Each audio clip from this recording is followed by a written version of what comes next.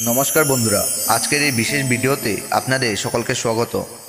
আমরা প্রত্যেকেই কোনো না কোনো সময় পুজো করেছি, হোক সেটা ঘরের পুজো, মন্দিরের পুজো কিংবা কোনো বিশেষ ব্রত বা অনুষ্ঠানের পুজো।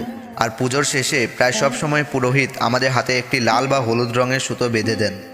আমরা অনেকেই সেটাকে শ্রদ্ধার সঙ্গে গ্রহণ করি, কিন্তু খুব কম মানুষে জানি পুজোর পর হাতে সুতো বাঁধার আসল আধ্যাত্মিক সত্য কী, কেন এই প্রথা হাজার হাজার বছর ধরে চলে আসছে, আর এর পেছনে কি গভীর রহস্য লুকিয়ে আছে। আজকের ভিডিওতে আমরা ঠিক সেই অজানা সত্যগুলোই জানব। পুজোর পর হাতে যে সুতো বাঁধা হয় তাকে শাস্ত্রে বলা হয় রক্ষা সূত্র, মলি বা কলাভা। রক্ষা শব্দের অর্থ হলো সুরক্ষা এবং সূত্র শব্দের অর্থ হলো বন্ধন। অর্থাৎ এই সুতো হলো এমন এক পবিত্র বন্ধন যা মানুষের জীবনকে ঈশ্বরের সুরক্ষার সঙ্গে যুক্ত করে। এই সুতো শুধু একটি সুতো নয়, এর সঙ্গে যুক্ত থাকে মন্ত্র, সংকল্প এবং দেবতার আশীর্বাদ। পুজোর সময় যখন মন্ত্রোচ্চারণ, ধূপ, প্রদীপ ও পূর্ণ বিশ্বাসের মাধ্যমে এই সুতো পবিত্র করা হয়, তখন সেটি এক প্রকার আধ্যাত্মিক শক্তিতে পূর্ণ হয়ে ওঠে। শাস্ত্র মতে মানুষের শরীরের চারপাশে একটি অদৃশ্য শক্তি বলয় থাকে।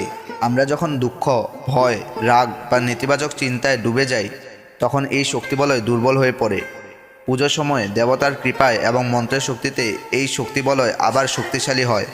পুজোর শেষে হাতে সুতো বাঁধার অর্থ হলো এই শুভ শক্তিকে নিজের শরীরের সঙ্গে বেঁধে রাখা, যাতে পুজোর আশীর্বাদ শুধু মন্দিরে সীমাবদ্ধ না থাকে, বরং আমাদের দৈনন্দিন জীবনেও আমাদের রক্ষা করে।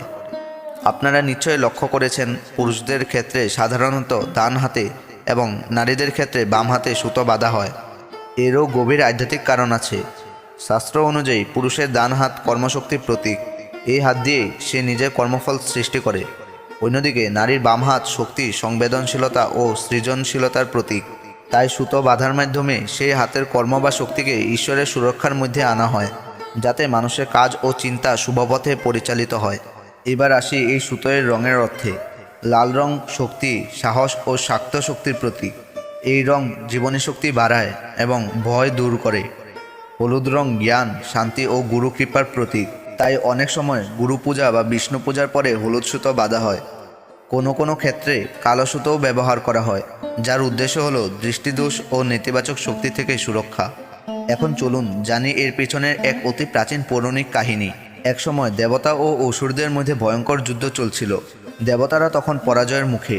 দেবগুরু বৃহস্পতি তখন দেবী ইন্দ্রাণীকে বলেন ইন্দ্রের হাতে মন্ত্রপুত এক পবিত্র সুতো বেঁধে দিতে। দেবী ইন্দ্রাণী তাই করেন। আশ্চর্যের বিষয় হলো, সেই রক্ষাসূত্র বাঁধার পরেই ইন্দ্রের শক্তি বেড়ে যায় এবং দেবতারা যুদ্ধে বিজয় লাভ করেন। সেই থেকেই বিশ্বাস জন্মায় রক্ষাসূত্র ঈশ্বরের আশীর্বাদে মানুষের জীবনে ঢাল হয়ে দাঁড়ায়। আরেকটি কাহিনীতে আমরা পাই রাজা বলির কথা। দেবী লক্ষ্মী ব্রাহ্মণীর ছদ্মবেশে রাজা বলির হাতে একটি সুতো বেঁধে তাকে ভাই হিসেবে গ্রহণ করেন। সেই সুতোয়ের বন্ধনের কারণেই রাজা বলি পরবর্তীতে ভগবান বিষ্ণুর বিশেষ কৃপা লাভ করেন। এই কাহিনী আমাদের শেখায়, সুতো শুধু সুরক্ষার প্রতীক নয়, এটা আশীর্বাদ, সম্পর্ক ও ভক্তির প্রতীকও। শাস্ত্রে বলা হয়, পুজোর সুতো হালকাভাবে খুলে ফেলা উচিত নয়। যখন সেই সুতো নিজে নিজে খুলে যায় বা ছিঁড়ে যায়, তখন সেটাকে শুভ লক্ষণ হিসেবে দেখা হয়। এর অর্থ সুতো তার কাজ সম্পূর্ণ করেছে, আপনার উপর আসা কোনো অশুভ প্রভাব সে নিজের মধ্যে নিয়ে নিয়েছে। তাই অনেক বাড়িতে এই সুতোকে মাটিতে না ফেলে গাছের তলায় বা পবিত্র স্থানে রেখে দেওয়া হয়। সর্বশেষে একটাই কথা বলা যায়, পুজোর পর হাতে সুতো বাঁধা কোনো কুসংস্কার নয়, এটা হাজার হাজার বছরের সাধনা, বিশ্বাস ও আধ্যাত্মিক অভিজ্ঞতার ফল। এই ছোট্ট সুতো আমাদের মনে করিয়ে দেয় যে আমরা একা নই, আমাদের সঙ্গে আছেন ঈশ্বর, তার কৃপা ও তার সুরক্ষা। যতদিন এই সুতো হাতে থাকে ততদিন মনে শান্তি আসে, বিশ্বাস জাগে এবং মন শক্ত হয়।